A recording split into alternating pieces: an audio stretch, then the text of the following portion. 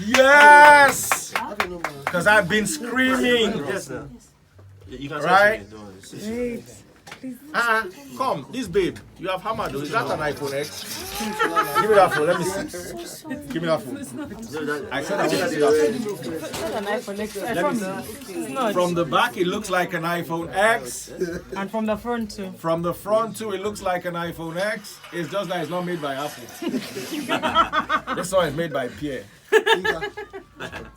Hey, it's Infinix. Infinix iPhone X. Okay. You're a big babe. You're a big babe. Thank you. I try. All right.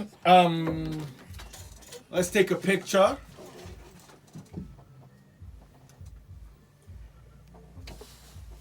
To get that. To the people from Scream, I just got this award plaque. Woohoo! Thank you guys. Okay. I want to turn Instagram on so we can have a live feed from Instagram. I've got a special guest in the building. I'm kind of looking fine on this Instagram. Maybe it's the white t-shirt. All right, ladies and gentlemen, we're going to be joining the radio audience a little later. I showed off the YouTube family my newly received plaque. Thank you, Scream Awards. Woo! In the building with me, I have presidential aspirant Buhari. You guys cannot believe this. I got Buhari to join me in the studio. The leader of the Free Nation was able to convince Buhari. Okay, let me not break your heart. It's not the Buhari you know, but he's a presidential candidate and he's going to introduce himself and he's going to tell us all about his plans for our beautiful country. So, ladies and gentlemen, boys and girls, I present to you Mr. Buhari. So go ahead, introduce yourself. Thank you very much, Daddy Freeze. It's good to be here. It's an honor. I really appreciate the invitation and opportunity to speak to Nigerians about what we've been up to. My name is Ahmed Buhari. I do share a very similar name with the president, but I have no relationship with him. I'm from. Have you ever met him? I've not met him actually, but I've actually used this name a few times when I was in secondary school. This is to show you how long ago he's been in charge of matters. So when I was in secondary school, it was a military school, and if I do get into trouble and I'm about to be punished, you will hear the military officer say things like, "What's your name?" And you say, "Ahmed Buhari," and he goes like, "Buhari? Where's your father now? Is he still in prison or they've released him?" Or things like that. And then you say they've released him, and he says to you, go away. So you went to military school, that's military NDA. Command Secondary School, Kaduna. Command Secondary School back in Kaduna sometime in the early 90s. So I made a declaration to run for office of the president in 2016. As a matter of fact, I still remain the youngest individual in the country that has declared to run for a democratic office of the president in this country ever. And when we kicked this off in 2016, it brought up a lot of discussion around politics and interests from young people who started asking themselves, why not? Because when we started, a lot of people were saying things like, hey, why didn't you go and start from council, or why didn't you start from assembly? Some people say things like, have you got the experience? And we told them that the kind of experience required for good leadership does not have to be earned through a political process. So these things are very important, and the exercise we have embarked upon is to make young people understand that, look, it's our time. We can't keep sitting down in our little corners and complain and rant and do nothing about these things. We've also told people that experience is the direct enemy of innovation, because if you say you're experienced, then you're not ready to try anything new. Sometimes I actually feel sorry for the people at the helm of affairs, because many people do think they don't know anything, but the truth of the matter is that they're truly out of touch with reality.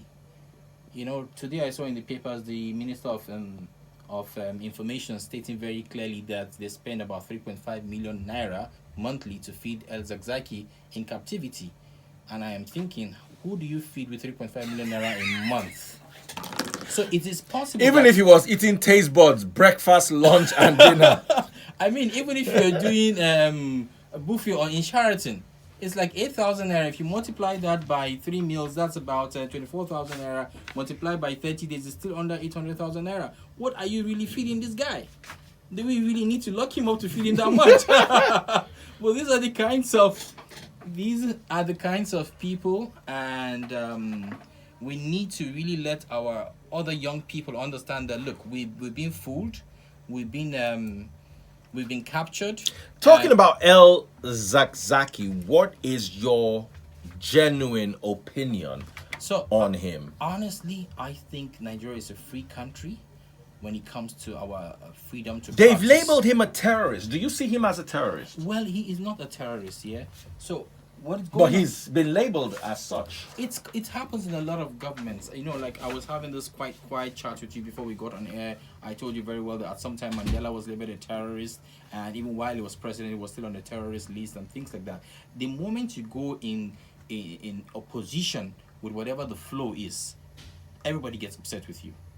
And you would have to do a lot to convince the people that what you are standing for is correct. So it could happen on any level. It could be religious, it could be political, it could be whatever you want, even educational. There are some people who want to go on researches that governments and institutions will say no to.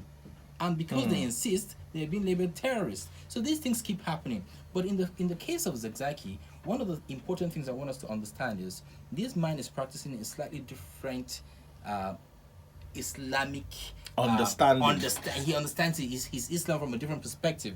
And this perspective is a perspective that is being categorized as Shia, which is partly what the people in Iran, olden days Persia, used to practice. Or still practice. The Shia and the Sunni. I don't understand I'm not an Islamic scholar. I understand you're a Muslim. Yes, I am a Muslim. Please explain what in a few words, what are the major differences? So that the freeze is the same with Christianity. You know, Christianity must have started with the Catholic Church, and then the Anglican Protestants, Church pulled out, the Protestants yeah. pulled out. So it's always going to be quest for power, quest for superiority. We want to be in charge. It's our time. We want to do it differently so that we are on top. You understand? At some point, whoever heads the Islamic society might be from Saudi Arabia, and somebody from Iran say, no, I want to head it. We also have the right to be in charge of this. And then those kind of factions start breaking, and you start seeing people in disagreement, and the fight begins. So it goes on and on like that. So for me right now, what I think is happening is sometime around the early 80s or so, Zakzaki became one of the front runners up for the Shia movement, and of course sponsorship comes from outside the country where similar people who understand this kind of practice exist, and they try to support his movement. What I think it's important for us to understand is, why do we find this movement a problem as a country? I need to know. I don't understand. And I'll tell you. So the last encounter with the Shia movement and the military is what is causing or bringing us to this particular 3.5 million naira being spent every month for food. It's important for us to understand that when the Shiites have their carnivals, so to speak, they do it regardless of what anybody thinks and wherever they want to do it. And in most cases, it's not orderly. Sometimes it could be blocking roads, it could be going against traffic, it could just be sheer display of their joy or whatever in the wrongest of places.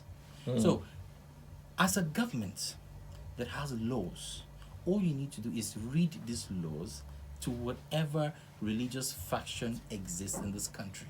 Christians, Muslims, Shiites, Catholics, whatever. Tell them, you can do this here, you can do this there.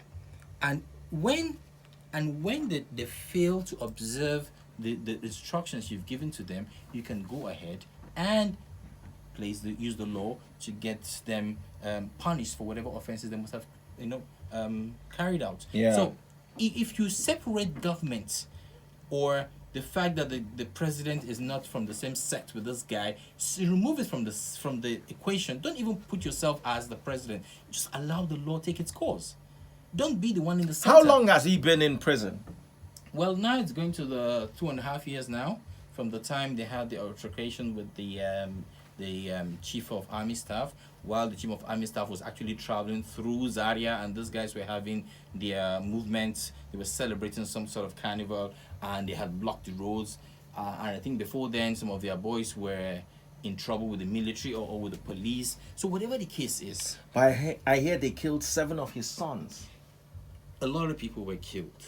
Yes, and a lot of people were killed, and that's the truth. And anywhere in the world, if civilians go wage war against the military, There's going to be casualties.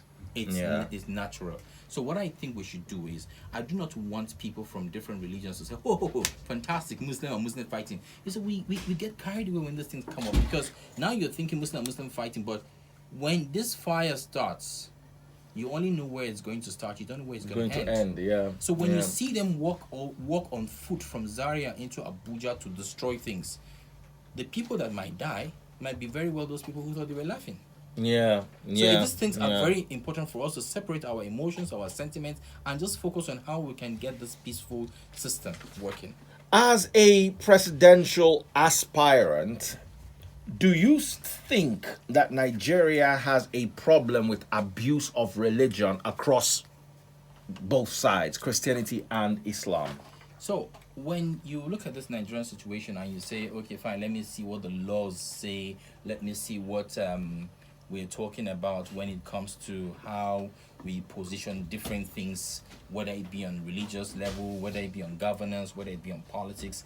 The one thing that I think is very important here for us is to understand that the moment you do not allow the laws, the existing laws, take their course, people will naturally abuse the system. And that is exactly what is happening right now. People are truly, in all honesty, abusing some of the lapses that our legal system has allowed to occur. So, for example, it doesn't make any sense when we're traveling from Lagos to Ibadan and we have to be trapped in traffic because there's a church service. I think that's service. ridiculous. It doesn't make any sense. It doesn't make any sense if it's a Friday prayer, and because it's a Friday prayer, roads will have to be shut for the process to occur. These things shouldn't happen. If a government says and puts its feet on the ground and says, for every time you're going to have a congregational prayer, you have to go to a praying ground somewhere so kilometers away from town, devoid of troubling the people, and any church or mosque who allows itself to create any sort of pandemonium just because they want to worship their God should truly face this punishment. People will take dressing. People will start obeying the laws. But nobody is saying these things to the people, and that is why they're doing what they want to do. So abuse is inevitable if the restrictions or the things that you're supposed to put in place are weak. As an aspirant, I'm also going to ask you this question. You're a Muslim. I'm a Christian. I believe there is gross abuse in Christianity. And I'm of the opinion that right now the abuse is more on our side. The undue taxation, the money spinning gospel that is being sold, the rich churches and poor congregants. You know, I think there's more abuse on our side than yours. Do you agree with me? I think it's general, it's across board really. And like I said to you, because whatever we've put in place to ensure that this system is properly checkmated is not effective, abuse will just come in. It's inevitable. So whether you want to look at it from the Christian perspective, whether you want to look at it from the Muslim perspective, I think there's abuse across board. A few years ago, what do you think you could do about this abuse? I'll give you an example. A few years ago, there was a certain governor up north who said he wanted to bring in some religious bill. He called it the religious bill for Kaduna State. And everybody went berserk. Everybody said this. People said all that they wanted to say. People were against it. Some people said he was trying to kill Christianity. He didn't want to give opportunity for more preachers to have an opportunity to say whatever they wanted to say on the pulpit.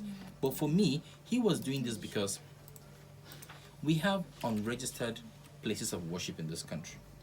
Everywhere is a place of worship. Everywhere is a place of worship.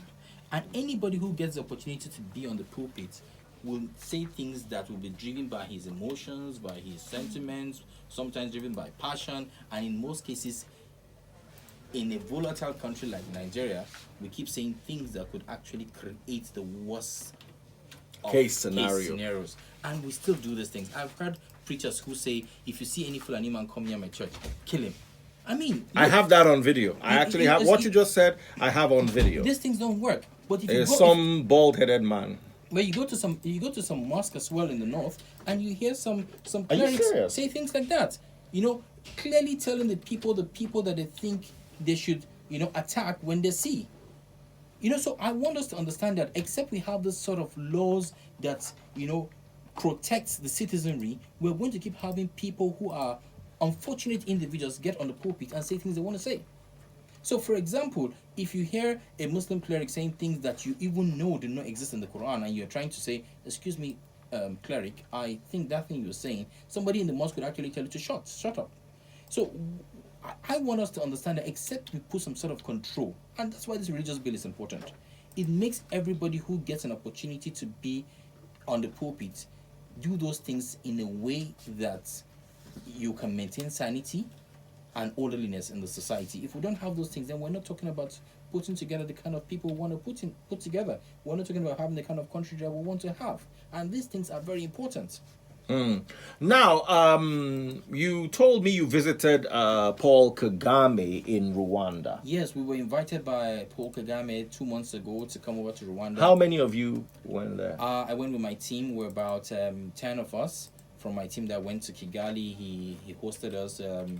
Very comfortable scenarios, and the country is amazing, peaceful, very quiet. He closed 6,000 churches and mosques. Yes, this year alone.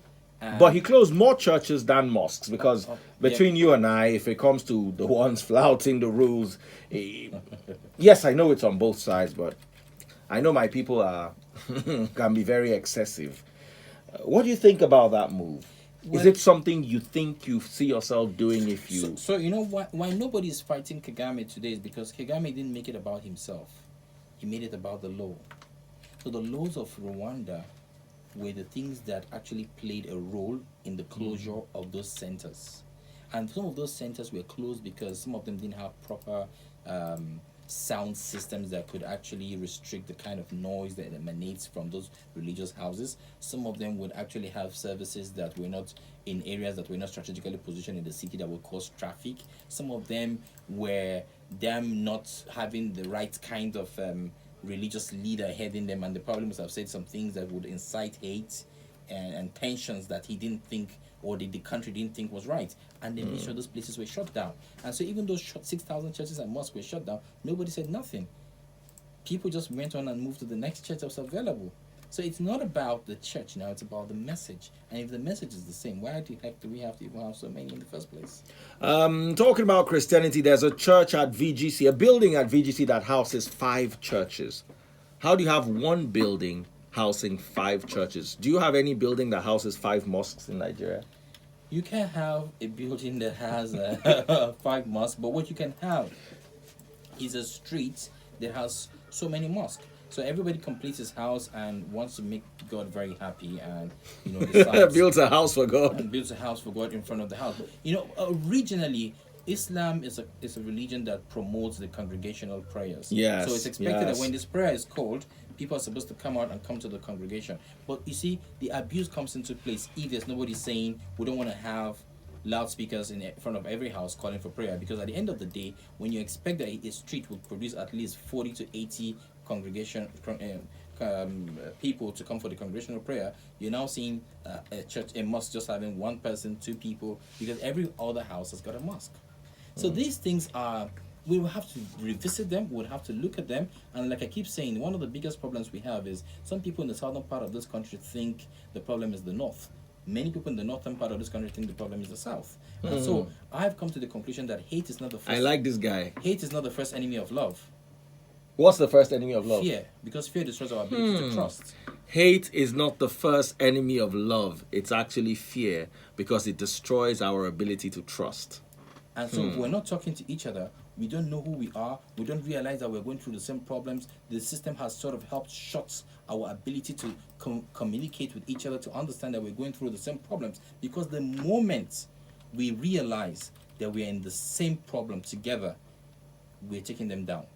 But you know, when we try to do these things and we think we can do them in our own little corners and think because we're from this part of the country, let's come together and do. There's no revolution that is going to be successful in this country if it's not going to be done collectively. None will be successful. No revolution will be successful if it's not done collectively. So we need to all stand together to make whatever it is, whatever ideology, dream, scenario we have in mind, whatever we have, we need to do it as a people. I totally agree with you on that. One of the reasons why I'm enjoying this interview with you is, despite the fact that you are a Muslim, you are not blinded to the fact that there are issues in Islam, the way it's run today. I'm a Christian, and I would be a liar from the pits of hellfire if I told you that Christianity is just fine. We have tons of issues, and it's one of the reasons why I brought you. Eunice also agrees with me that religion is a problem. Showore also is of that same opinion. He is also receiving the blunt end of how do I say, the stick from one particular geo who's putting him on the heat. Fela Durotoye, on the other hand, is someone who's not spoken about religion. As a matter of fact, there was a woman who was collecting dollars earlier on this year.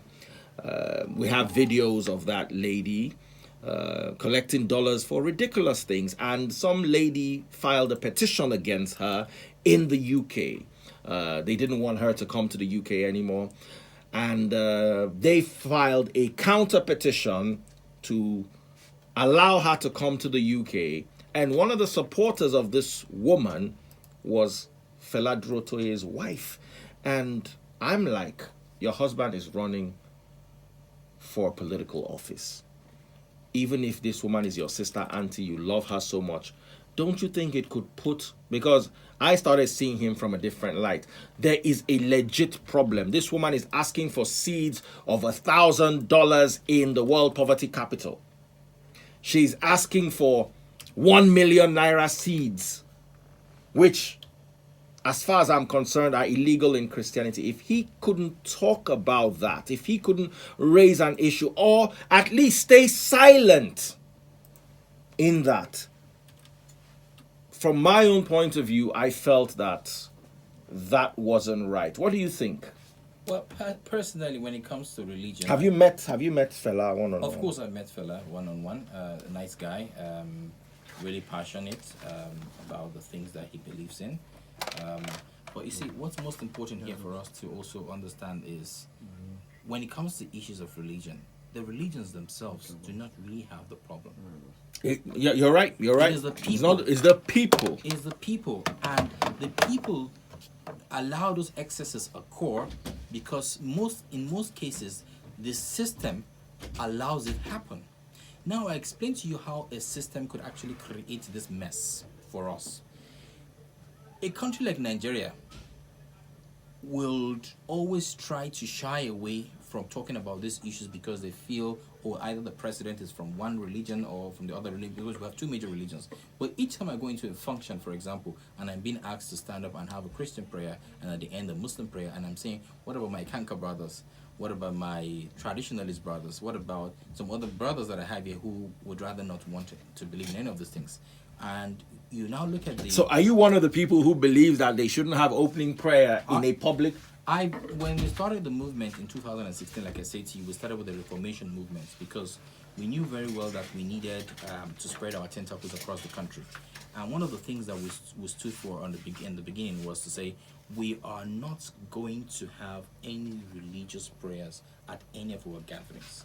If we do have a national anthem and a national pledge, which we call the national prayer, then we should stick by it and have it done collectively. And when you say, can we have the national prayer or the national anthem, you see everybody coming out to sing it so loud, so passionately, because they don't think it belongs to anybody. They believe it belongs to them. us all. Us all. So unless we start finding that Nigerian dream, and so I keep telling people. So I was with someone interviewer.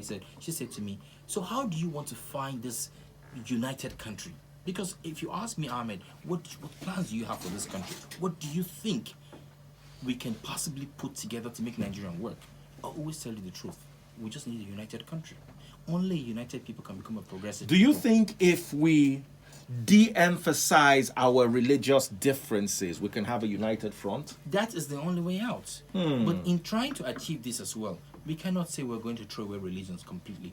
But we need to have some level of control.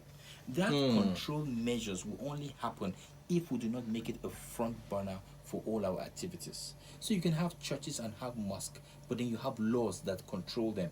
And the churches and the mosques must So be you under the laws. believe that both the churches and the mosque must be controlled under the law. Do you think there won't be abuse? Because, for instance, now, a lot of people believe that the government TV stations and the government media houses are more or less controlled by the government. Yeah. The government comes and tells them, we want it like this, we want it like this. Smile, smile, smile, smile, you're in my video.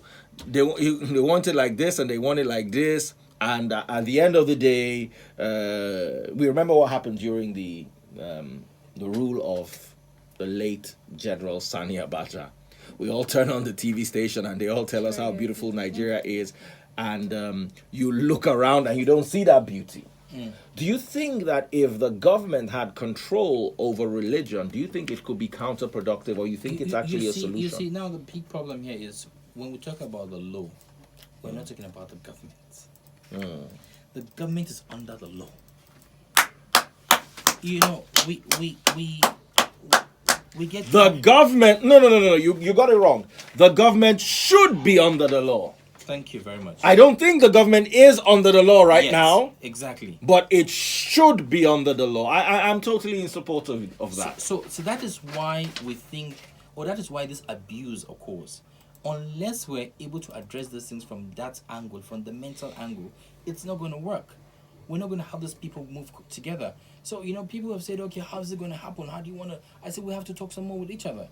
We have to let ourselves understand that, look, I came all the way from the mainland today and it took me 3.5 hours to get here. Even when I was going against traffic. You see, but... So imagine you were going and with that the traffic did not single me out because I'm Muslim. Hmm. And that traffic did not even care whether I'm a presidential candidate. It doesn't care. It's all of us going through the same mess. Now, let me ask you a question. Paul Kagame in Rwanda. Yes. When our president wants to come to Lagos, we saw a lot of that during the Jonathan regime.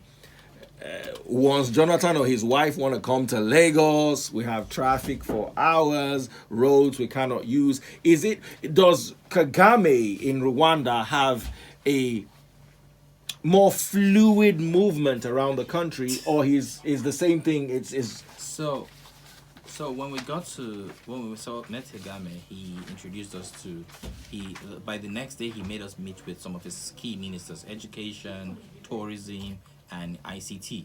And the reason why he wanted us to meet these people was because we requested that we wanted to really talk to him about education.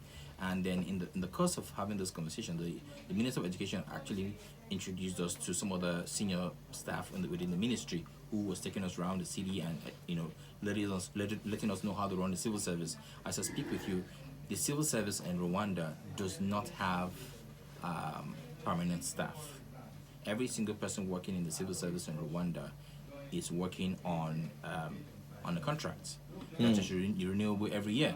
So there is no minister that has a convoy. There's no minister in Uganda that has a convoy. That has a convoy. And the only human being in Rwanda that has a convoy is the president himself. Now, you see, these things are important. If the minister goes through that traffic, it must make it work. It It must. It's like the members of parliament in the UK who must use the train. They don't. It's not a must, but because it's convenient, because it's comfortable, because it's great, they don't have any issues using the train. It's safe. The safety does not cut across only the routes that they follow, but across the cities. And anything that is going to happen to the people on the cities, we should very well as well happen to them. So they have to make it work. So these things have got to happen. The only way we can make this thing happen is to make sure that we make political offices unattractive. But now many people make promises. People will say, "Oh, I'll take the minimum wage to 30,000 naira, or I take it to 100,000 naira." People say different things as to what they think can work. But this is what I keep letting people understand. You're talking about making a country successful or succeed in your reign, forgetting that you do have a National Assembly that may not necessarily work with you. So what I want to advise people running for the highest office in the country is that they can very well focus on things that their executive powers can handle. And remember that just because you're the president doesn't mean that you're bigger than the National Assembly. You should be ready to lobby. You should be ready to flow with them. You should be ready to present your case not just to them but to Nigerians, because at the end of the day, what the president should be doing is to get the people behind him and, if possible, recall some of these National Assembly members.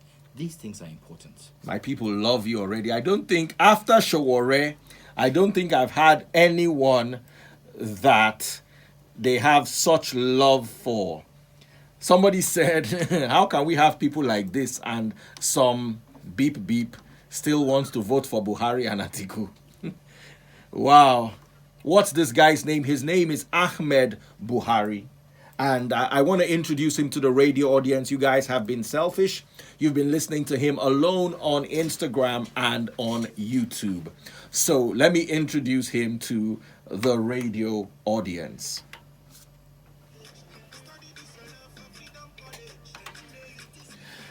Yes, it is 96.9 Cool FM After Dark with Daddy Freeze, and it's Lover Tiwa Savage and Duncan Mighty burning up the airwaves in the studio with me. And we have been discussing for a while is presidential aspirant Ahmed Buhari. Put your hands together for him wherever you are. We've been live on Instagram, and he has been doing such an amazing job. He's someone I do not regret spending the last few minutes with. I actually wish I had started talking to him earlier on, because when he came, we had so much going on in the studio, and because we had a backlog of bills, I said, you know what, let's start feeding the YouTube and the Instagram audience first, and eventually the radio audience is here. We talked about religion, which you can't talk about on the radio, so you guys didn't miss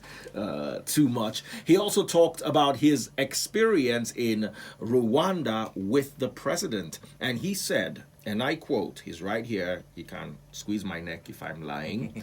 He said, there's no minister in Rwanda that has a convoy. Yes. What else did you see in Rwanda that you would love to have right here in Nigeria? Peace. Peace. Absolute national consciousness. So every single person you met, you the first thing you're concerned about is this is a country that lost millions of people in a genocide. And so you would expect that there should be this hate, there should be this anger, there should be this fear. But everybody you talk to, the first thing you're going to ask, are you Tutsi or Hutu? Was it the Tutsi that killed the Hutus? And they tell you, no, I'm Rwanda. And we love ourselves. I don't know anything like that. You know, they don't care. They have moved on. What they did in the country was to say, we must reconcile, we must reconstruct, and we must rehabilitate. So when you go to the genocide ground, you will see where thousands of people were buried in mass graves. And when you go into the museum, the genocide, the memorial, when you go into the memorial, you will see pictures of people that were killed. Children, 4-month-old children, 2-year-old children whose eyes were plucked out, whose heads were smashed on the wall, who were killed at the in the worst kind of scenarios. But you know what they did? They have documented everything, and you will watch them. And so when they started having their panel to see how they could punish people who orchestrated the wars and killed people who took part in the genocide, they got to a point and said, you know what? We just need to move on. If we're going to go through this, every single family was affected. Every person in Rwanda was affected. There was no family that escaped completely. Some member of your family was affected. So what we need to do now is those people that we have found to be guilty must come forward here and apologize nationally to the national people and say, we are sorry. To the individual families, we are sorry. And the people who had been affected had to accept the apology. And for those who found it hard to accept the apology, they took them to counseling. And for some of them are still going through counseling until today, just to find love again in their hearts. And for those ones that can't even forgive themselves for what they did, they had to go through counseling so that they can start finding the humanity in themselves again. And allow themselves to be consumed by the real society. So in all of these things we're talking about, we're still in a country where I think everything started falling apart in 1966 when we had the Civil War, when we had the coup that, in all honesty, some people were killed and some other people felt they were cheated, and then within the military, boys started killing themselves. There was crazy killings that went on within the military. And that was what actually sprung up the 1967 Civil War. That till today, you can't even tell me how many people were killed in that war. That war might have claimed 5 million lives, maybe more, or maybe less. But you see the problem? When we wanted to put a closure to that war, we just said, it's okay, you lost some people, you too, you lost some people. Okay, so everybody go home. Let's continue our country. It doesn't work like that. We would have to reconcile. We would have to reconstruct. We would have to rehabilitate. We would have to apologize to the evil people of this country and say this wars should never have happened. And we must educate our younger ones why these things happen, what we must do to ensure they never happen again, and how we can move forward as a people. Now, this collective is what is missing in this country. So whatever you're doing here that freeze, even if it's right, somebody who shares a different ethnicity with you would say it's wrong. He has not been able to look beyond those lines. Many people in the Southeast would enjoy Lagos all through the year, only to go home for Christmas and sit down with a grandmother who still tells them about the Civil War like it happened yesterday. They can't separate themselves from this pain, from this anger. I noticed this. For a long time, before we were declared the poverty capital of the world, which you're going to talk about in a few minutes, I went to Port Harcourt about 3 years ago, and I stayed in Port Harcourt for a week. And my woman is Igbo from Port Harcourt, and it was Ileya that period, the Muslim festival. Yes. And we went to the market, and there was a queue for beef. As in, literally, people were queuing to buy cow meat, and I was like, why is there a queue? Is this how people queue in Port Harcourt? My woman's like, I've never seen this before. So we asked here and asked there what happened, and they did not bring any cow. They're only bringing ram. So I'm like, inside this whole Port Harcourt, people don't have cow. So if the Hausa people do not bring cow, you people will not eat meat. That's why people are now queuing. And it occurred to me, I sat down, the beans comes from the north. The yam comes from Benue State. The rams comes from the north. The goats, the north. The cows from the north. Everything more or less, onions, tomatoes, peppers, all come from the north. And instead of your people working with them to become one and make Nigeria great, we are still fighting over 1966. If we cannot find love for each other, we can never work as a country. That's right. I am of the firm opinion that there are some people who are enjoying the fact that we don't love each other. Of course. There are some people who are benefiting from the whole Muslim-Christian divide. I even though I don't really like talking about religion because the radio audience is on now, I'm aware that Islam and Christianity came from Abraham. Oh, that's correct. Abraham had 2 sons, but Ishmael 3 and Isaac. children. He had the Jews, the Muslims, and the Christians. The Jews and the Christians came from Isaac, the Muslims came from Ishmael. Now, Islam is from Saudi Arabia. Christianity is from Israel. There's only one country between Saudi Arabia and Israel, Jordan. I was showing Naomi on the map. Saudi Arabia and Israel have one country between them. It's like Nigeria and Togo. That's how close the source of Islam and the source of Christianity is. A typical Muslim and someone who comes from the Christian part of the world look alike. They're like brothers, just the way a Nigerian would look like a Togolese man, more or less. And yet you have used this. When I tell some people that, look, it's the same God, they fight me. No, they say they are not worshiping, they are worshiping a different God. You see, if you cannot accept that you guys come from Abraham, if you cannot accept that you guys are all Nigerian, those people who are profiting from the division are going to keep using you. How do you intend to help us find love in Nigeria if you had the opportunity? We need to communicate. We need to talk to each other. And the people that we would have to appoint to do this will not be part of the people that we have in the Helm of Affairs today. Because if I just listen to the Minister of Information speaking about 3.5 million naira to be fed to El Zakzaky, who's in captivity. El Zakzaky must be eating some premium food. The guy is having a buffet, Chinese. Is it Italian buffet? It can't be Chinese. It has to be the most exotic of things. What is 3.5 million naira a month? That's a lot of money. That means it's odd. Listen, 3.5 for you to justify 3.5 million naira a month. It means El Zakzaky has the menu of Southern Sun, a la carte, the menu of Eco Hotel, and which other hotel in maybe Nikon Intercontinental or Intercontinental. You know, and for breakfast he just looks. Chooses their breakfast here, a la carte. I want this, this. So this is the corruption. So it could very well mean that the guy in the Helm of Affairs isn't wanting this to happen, but the people under him are actually eating at least Someone said it's $10,000. More or less, about $10,000. How do you eat $10,000?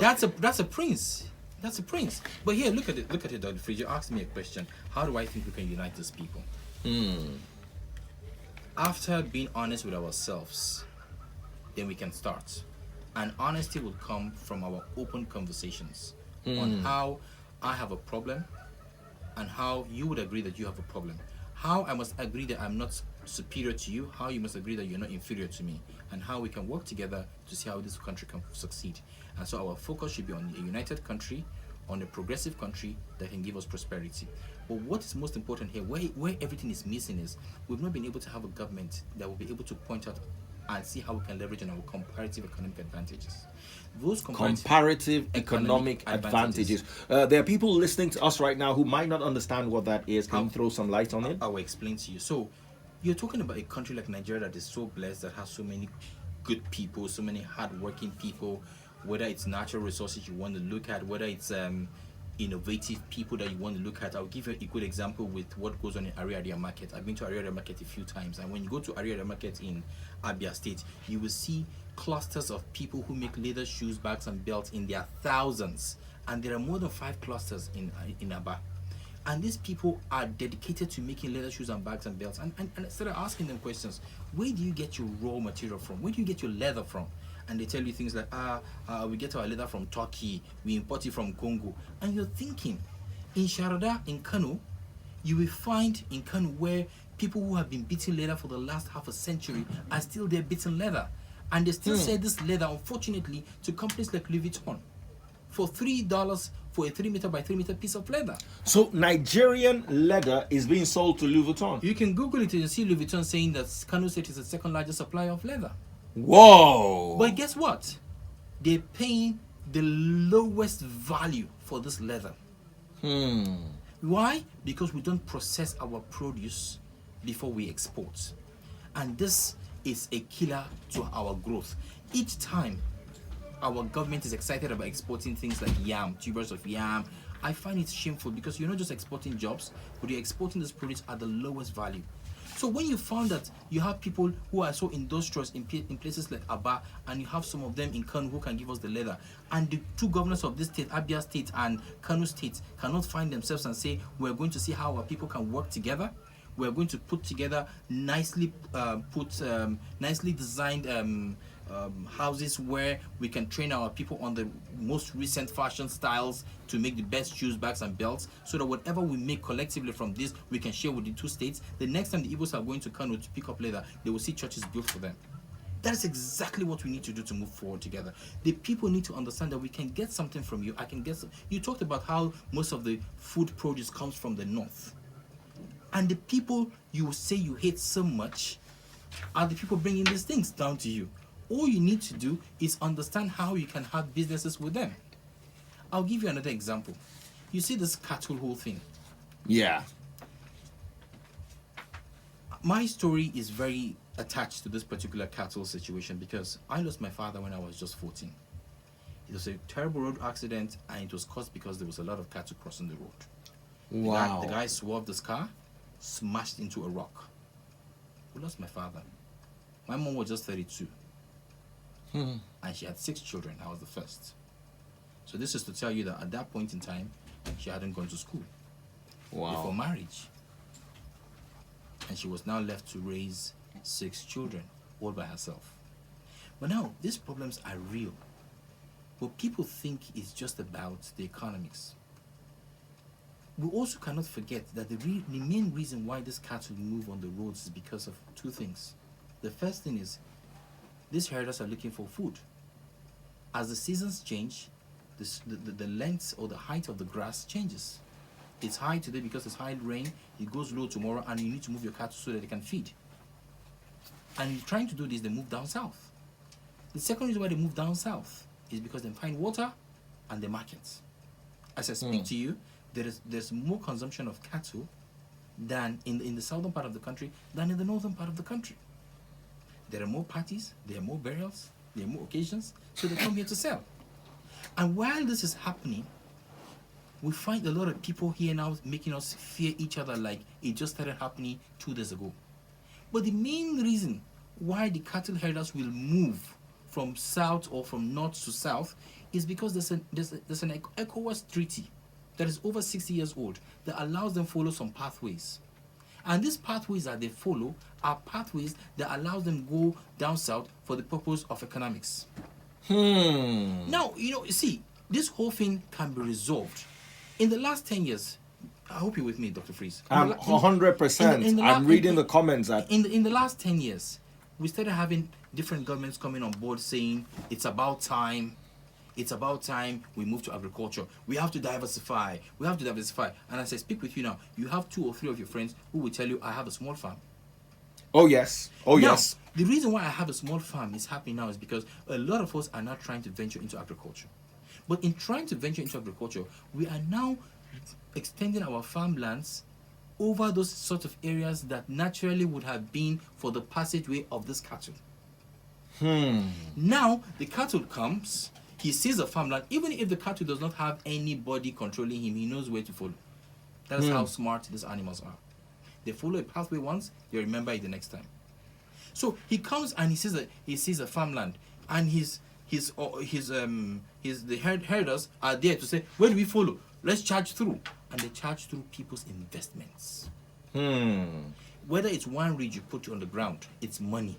Oh, yes. So now they're charging through people's investment. But you know what's going on the other side? Even the cattle are their own investments. So there's a clash. So it's investment against investment, and there's a clash. And everybody wants to protect his money. Lot and Abraham are clashing. Unfortunately, we still have a government who has been unable to resolve and say, hey, we can't continue like this. Dear cattle herders, can we find a new way of running this activity? And if I am the governor of a state that I have so many people interested in coming to my state because they believe I have a more fertile area where grass grows well, or there's a nice stream where their cattle can drink water, or the market is amazing, I will tell them that you have to put them in a ranch. And while you put them in the ranch, I will ensure that I exhaust the entire value chain of having the cattle in that ranch, from paying taxes to collecting the dung that we can actually take and go and irrigate the and fertilize the farms. Actually, if you're able to collect the dung properly, you can actually process them into ammonia gas. You can have proper abattoir systems. You can have proper dairy farms situated next to the ranch. This country has over 10 million cattle, but we still import milk every day. 10 million heads of cattle. Yes. But we're still importing milk. That is because we've not been able to have them organized. So for the Fulani man to move in the morning, he has to take the breast of the cow, press it, drink some of it, press for his wife to make the fura de nono, and the rest of it to the ground. Because the breast of the cow has got to be light to travel. Now this is waste of millions of dollars. So they are wasting milk. Because they don't know any better. And where you're supposed to There are find children dying of malnutrition in Nigeria, and they're wasting milk because there is no proper structure to process this milk. I'm embarrassed. Absolutely. Now, these are the leveraging on the comparative economic advantages that we're talking about. There's nothing that's going to make me and you talk to each other that it frees if we don't have a business relationship. If we have a business relationship that is doing well, I'll call you before I call my brother in the morning. I will call you and say, my brother, Daddy Freeze, what's up? Money don't land. That is how our relationship will be. These things have got to be put in place. You see the people you see in London when you went to London. I lived very close to a train station at some point when I got lucky. I got a scholarship to study abroad, and you could see how people come collectively in the morning around 7:30, go into the train station, follow the staircases, turn left, turn right, go down, enter their train. They know where they're dropping. They come down. Nobody's talking to them. The signs are talking to them. Yes. Things have been put in place to direct them. You know, I was saying something before you came. I said every Nigerian is a coded bus conductor. That is true. We are all me and coded. You get everybody. Bankers are all bus we have that bus conductor mentality. That carrying bread on your head. Bread, that is how we all are. If you go to in the UK, for instance, you just mentioned the UK. Your bus is bus 53. You know where bus 53 passes. You go and stand. A bus is coming. There is no conductor hanging like a Nothing. and shouting, any car, one chance. And to think that Hold your change. And to think that this has been going on in that country for nearly 100 years. What it means is you have to strategically put things in place that will communicate with the people. And once you can communicate with the people, they will follow. So as we talk now, all these people need to do is to be educated. Let them know what they should know. Without any bias. We need to take a break. I think I'm going to spend 5 more minutes on social media, rounding off properly. Our guest is Ahmed Buhari, and I like him so much. When Dio to the TUN called me up and said, I have someone for you, I was like, oh yes, I was excited. But talking to him for the last hour, I am beyond excited. I see someone who has been abroad, so he understands how a proper structure works. And I see someone who is very diverse in his understanding of Nigeria. And someone who believes that love is the key. I think we need to give this guy a chance. So that's as far as we can go on After Dark with Daddy Freeze. We round off on social media as this continues. Stick around, Lagos. We love you.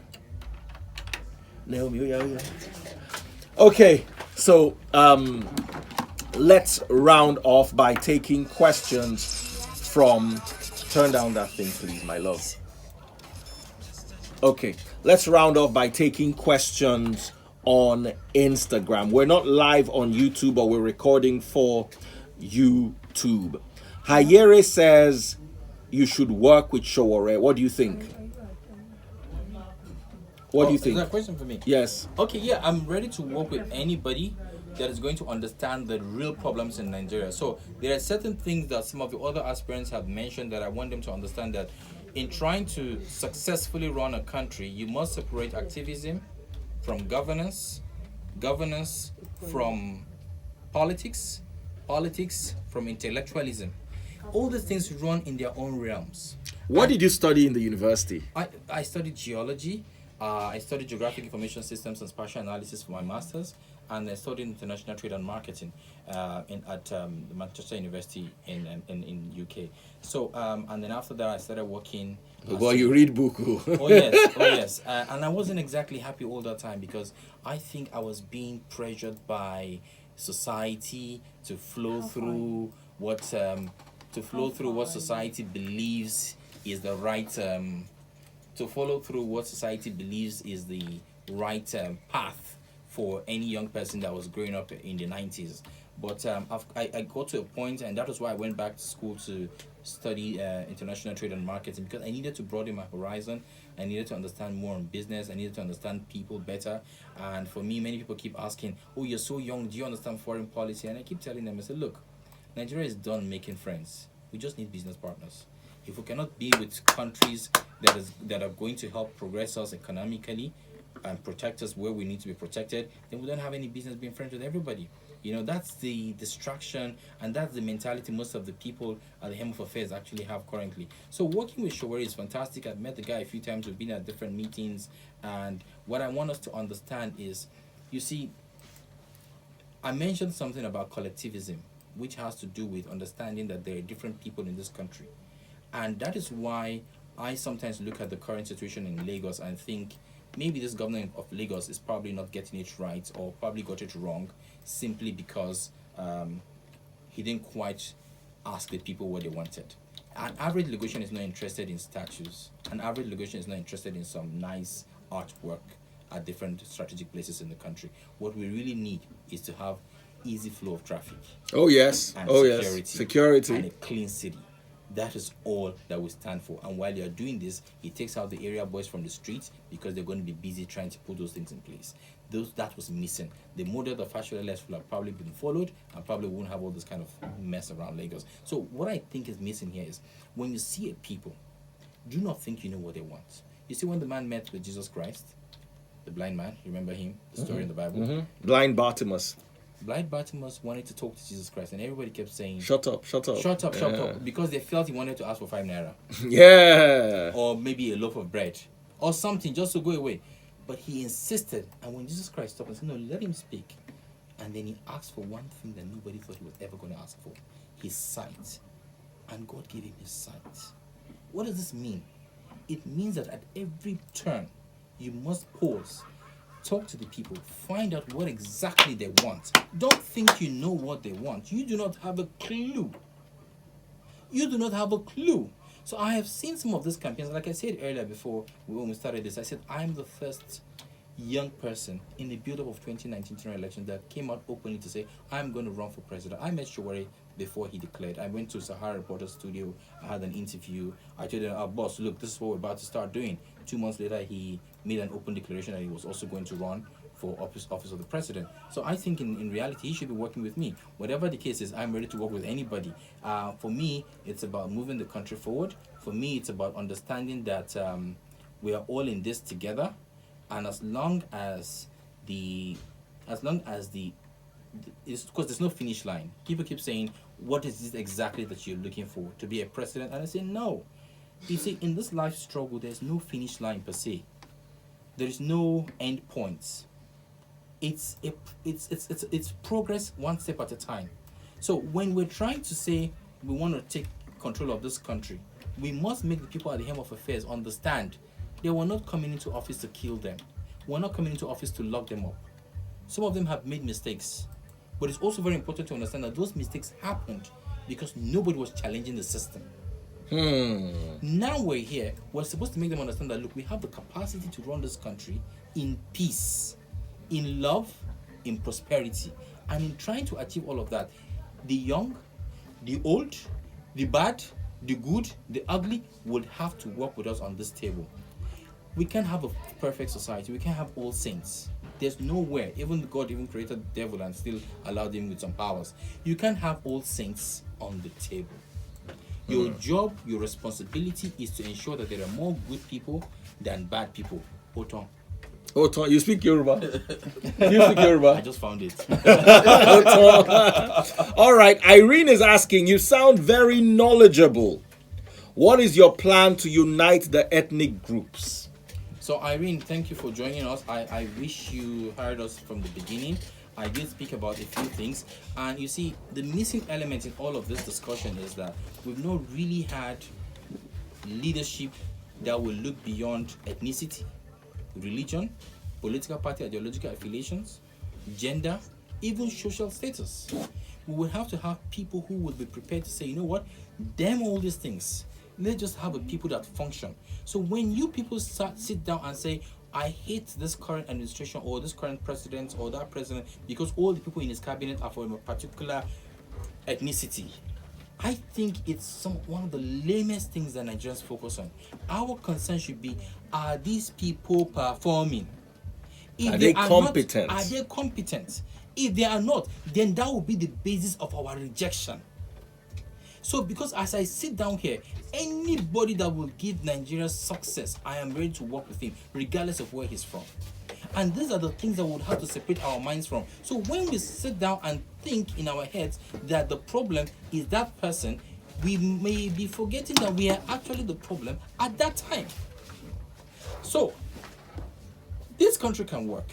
And I talked about the unification of the country, and I talked about apologizing to certain ethnic groups, and I talked about also how finding a way to leverage on our comparative economic advantages. I also talked about how best we can ensure that we take competence over anything else. So no matter where the person is from, shouldn't matter as long as he's competent. But if you are saying, nobody in my local government was picked, or I don't have anybody in my local government that is in this government, are you trying to say you wanted somebody in your local government to be in the government so that you can have access to go and meet him and beg him for something? Sometimes we're actually the problems, but we don't even realize that we're the problems. So I am going to say this very clearly. If given the opportunity, the responsibility upon my shoulders will be to get the best of Nigerians from all over to work with us on this project. Whether Showore, whether Fela, whether Kingsley, whether Eunice, you see, I believe that in all people, there are good and there are bad. And our focus should be on how to extract more of the good than the bad. And that is how we can move forward as a people. I also talked about having a secure country.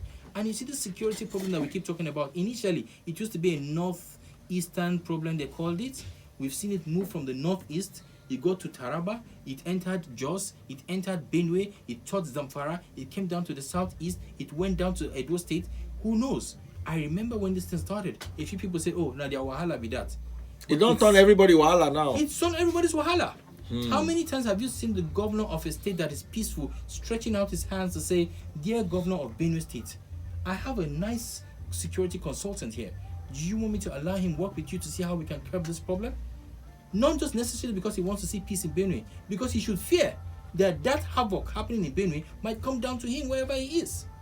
These things have to be done collectively.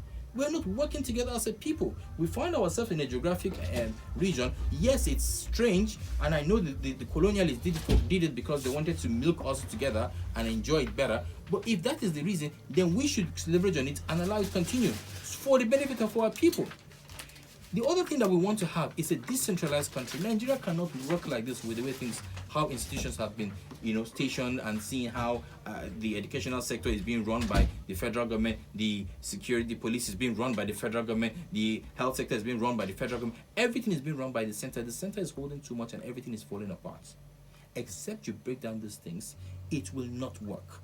So now, by the time you now break down these things and say, a local government is responsible for the UBE schools within its locality. When it's falling short, the people know who exactly to hold accountable. Now, everybody is making excuses. You are saying there's a road that is running from so town to so town, and then the next thing you hear the governor say, it's a federal road. I will go and beg the federal government to allow my state build that road. I will concession that road, give it to rich people in my city to build and maintain. And It becomes an investment for them. Whatever the case is, my people can do business better. Then the biggest problem we have as a people is that we do not have proper data management systems. And if you do not have proper data management system, you cannot plan, you cannot execute, you cannot forecast. It's like saying I don't know how many children I have, but I'm just going to buy some rice. What does that even mean? How do you plan? I'm hearing the country say we're going to take care of children in secondary school. We're going to put children in primary school next year. Are you sure you can do that? Do you know how many kids were given birth to the first quarter of this year? So how do you want to plan for them? And that is why we're beginning to see that the budget for feeding is even more than the budget for education itself. Oh yes. The budget for feeding. The figures released last month by the federal government for the number of children that have been fed is more than the budget that was approved for education in totality. Now this is sad. This is sad. Now, how can we ensure that proper data management systems work? Our plan is to have a new Nigerian number. And I'm not talking about sharing people with some plastics. It's about knowing your number. And as I'm coming into to see that the freeze for this interview, I get you get at least your guys there should be saying, what's your number? And that's what they should key in. Nobody should be displaying their names anymore. We display our names and we already create some barriers on how we want to deal with ourselves. We need these names. And this is the best part. A foreigner comes into this country illegally and is trying to board a bus from Ikorodu to VI. And as he gets into that bus, you have a new Nigerian number, so you get into the bus for 250 naira. And he wants to get into the bus and they ask him for his new Nigerian number. Oh, I haven't got it. Oh, you haven't got it? Okay, then your ticket is going to be 4,000 naira. 4,000 naira? That other guy paid 250 naira. He said yes, because he has the new Nigerian number. He's a Nigerian. So you see, you're not going to tell anybody that Ghana must go or you must chase them out of this country. No. The system will squeeze them out. You go to the hospital, the same thing. If you haven't got a new Nigerian number, the government cannot give you any subsidy for your medicals. But the government is not talking to the people. The people are not feeling the government. That is why nobody cares about the government. And the government cannot honestly reach the needs of the people because it doesn't know the people. We're going to go on forever. I'm absolutely enjoying this. I want to take just one more question as we officially round off. A lot of people have been asking, is Ahmed Buhari a relative of Buhari or a son of Buhari? No. Can I tell them my story very quickly? Yes. Guys, I'm from Kwantagora in Niger State. Kwantagora is a very small town in Niger State, very close to a bigger town called Mina. I was born there on the 7th of April 1978 to a middle-class family. Shortly after I was born, just 14 years into my life, my dad passed away. And we were left with our mother who unfortunately wasn't schooled. And so a full-time housewife had to raise 6 children. And she did a great job. You're more educated than I am. No, that's not true. That's not true, Dr. Freeze. And we're 6. And the proudest part is that everybody went to school. How we did it sometimes is not really clear. From the times when you miss a term, from the times when you go to the term at the end of the term, from the times when a family member would say, okay, I will take care of this year's school fees, and they try and then stop along the way because they also have their own problems. So these things were there, we struggled through them, and somehow I saw this young woman, grow into some crazy woman just to make sure that her family survives, and as I speak with you, she's got about 16 grandchildren today. It's for her, those are her accomplishments. She's excited about the fact that all my children are schooled, all my children are married. So I think she's really achieved a lot, and we've been lucky to have had very calm-headed siblings. I've been lucky to have very calm-headed siblings that made that smooth sail happen. But it wasn't as easy as it sounds. And somehow God has been favorable to us. There's been grace all over. Shortly after I finished university, I came into Lagos in 2003 and I started working, and I got a scholarship to go abroad. Went to study geographic information systems and spatial analysis, went to study another master's degree in international trade. Okay, you have 2 master's I degrees. have 2 master's degrees, another master's in international trade and marketing. And at that point, I started working in England. But you know what? The day I finished school, I just said to myself, I need to come back to Nigeria. I was working as a senior data analyst, but I just knew that my calling was in Nigeria. I needed to be back home. I needed to function here. This is where I belong. There is nowhere I can ever live and be happy or feel the challenge to do something for society like being in Nigeria. And so immediately I got done. I said, I'm coming back. Everybody in my family was upset. Everybody who knew me was angry. Why would you leave Obodo Ibo and come to Lagos? Okay, but I didn't come back to Lagos straight. I went back to my hometown because I didn't have a job. But I was so sure, I'm going to get a job now. It's not, I have 2 masters. In 3 months, I'm off. Let me just use the 3 months for my holiday. I spent 1 year, 6 months looking for a job. Wow. I was frustrated. I was upset. In the process, I got married along the line. And I remember, shortly after I got married, I got a job and I was in that job. It was great. And before you knew it, that business, that company had a problem. There was acquisition from government, some policies were not working right during the administration, and they had to shut it down. And while trying to shut it down, that was the biggest turnaround for my life, because it was like, you're going to start afresh again. But now, not just you. You got a wife, you got a son. And I remember when my son started trying to talk, one of the first things he started doing was to make sounds like this. He kept hissing. And I realized that, I'm asking myself, why does this boy hiss so much? And I realized I do that every day. Because whenever I come to VI, drive my car, park it somewhere, and then start walking around the streets of VI, coming down to Adiola Odeko here, passing through every possible company that I saw, trying to submit my CV, I knew that even though my CV was being collected, it was being shredded immediately. But you know what? I still had to do it the next day. And it was in that struggle to get another job that I decided, you know what? I'm going to start up my own company. And I started Skylar Business Solutions. Now, this is me, who is a geologist by training, who has exposure with geographic information systems, which is data, who has international trade marketing experience, who has friends abroad. But then I decided I was going to start off an IT company. And then I started an IT company with some young guys from Unilag who were so excited about doing something with their lives. They just wanted to do something. So I didn't understand much about ICT, but I just looked at them, and with my own older man experience, I decided to sort of nurture the business. And today we have over 60 staff. So I've moved from a job seeker to an employee to an employer of labor.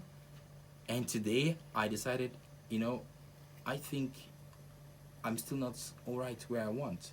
Some of the things that I want to see happen in this country are not happening because the people that are supposed to put in the right policies are not thinking straight. And that is when I said, you know what, I'm not going to let this continue.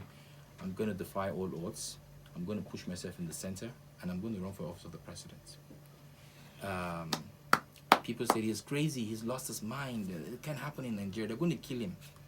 And I'm very excited and proud that after that decision was made, many more young people send me messages saying thank you for making us understand that politics and governance are things that we should really pay close attention to, because at the end of the day, these are the things that formulate the kind of lives that we live and live for the future generations. Thank you so much for this. Thank you so much for coming around. This has been one of my most enlightening and one of my most wonderful sessions with almost anyone, I can say. I'm so happy I had the opportunity to sit with Ahmed Buhari, and I'm sure we'll sit down again very soon. For those of you who enjoyed this, it's going to be on Instagram for 24 hours, but after that you could see it on YouTube, where it's going to be on permanently. Thank you so much. Thank you. Thank you. Opportunity. Thanks for the Thank you so much. It's a beautiful opportunity. Guys, thank you for watching. See you.